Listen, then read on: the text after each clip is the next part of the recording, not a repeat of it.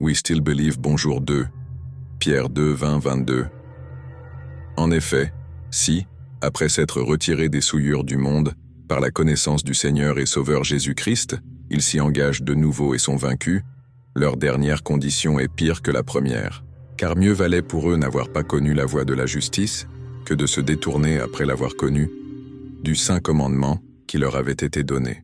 Il leur est arrivé ce que dit un proverbe vrai. Le chien est retourné à ce qu'il avait vomi, et la truie lavée s'est vautrée dans le bourbier. Il était une fois eu un frère qui était dans les ténèbres, et le Seigneur s'est révélé à lui d'une manière incroyable. Il a eu accès au royaume et manifesté le royaume de Dieu. Il a vu ce que l'œil n'a point vu, et l'oreille pas entendu, ce que beaucoup n'ont pas eu la grâce de voir. Il a entendu des choses qu'il lui a été interdit de répéter.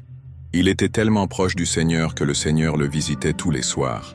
Il était discipliné, diligent et avec du dégoût pour le péché. Mais hélas, il n'a pas gardé son cœur qui l'a fait chuter. Le Seigneur voulut le détruire pour ne pas avoir respecté ses préceptes, mais la miséricorde de Dieu qui dure pour toujours l'a visité. Après qu'il se soit humilié, supplié et ait compris qu'on ne se joue pas de Dieu. Il y a une chose dont je me souviens, c'est qu'il répétait sans cesse qu'il était préférable pour lui de mourir, car la souffrance de séparation était invivable. Une fois, il a dit, je cite, « J'ai été formé pour un but et exister sans accomplir ce pourquoi j'ai été conçu est douloureux. Même la mort ne te délivre pas de ce douleur, car elle est dans ton âme. » Cet homme a tellement souffert qu'il s'est promis de ne plus mettre un pied à gauche ou à droite. Il a compris que la désobéissance était pour lui ruiner son essence. Dieu vit combien il haïssait l'iniquité et aimait sa justice, alors dans sa miséricorde, il lui donna un nouveau manteau encore plus grand que le précédent. Car il dit, tu étais mort, maintenant tu es revenu à la vie. Ça maintenant et agis avec amour tel que j'ai agi avec toi pour tes frères qui sont égarés.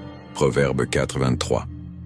Garde ton cœur plus que toute autre chose, car de lui viennent les sources de la vie. Aussi belle peut être une voiture, mais si son moteur est en piteux état, la voiture ne sera bonne à rien. Tant bien mettre du carburant qui va être ici la parole de Dieu que tu lis.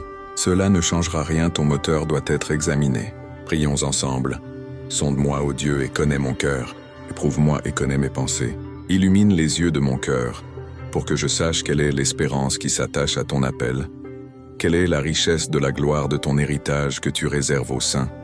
Rends sensible le cœur de ton peuple, attendris nos oreilles, et débouche-nous les yeux, pour que l'on voie de nos yeux, entende de nos oreilles, comprenne de nos cœurs, que nous nous convertissons et ne soyons guéris.